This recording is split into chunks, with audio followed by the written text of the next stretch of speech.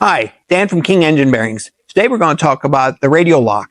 So the RadiaLock is a very science going into developing the engine bearings, knowing how much crush that bearing needs. So the bearing is designed based off the material of the block or connecting rod, the thermal expansion of that material, the clamp load that goes in there. All this is relative. So if you change something, you could be changing a whole lot for the crush. That's why it's important to stick to the tolerance that the main bore or the connecting rod housings are set to be. So how that's figured is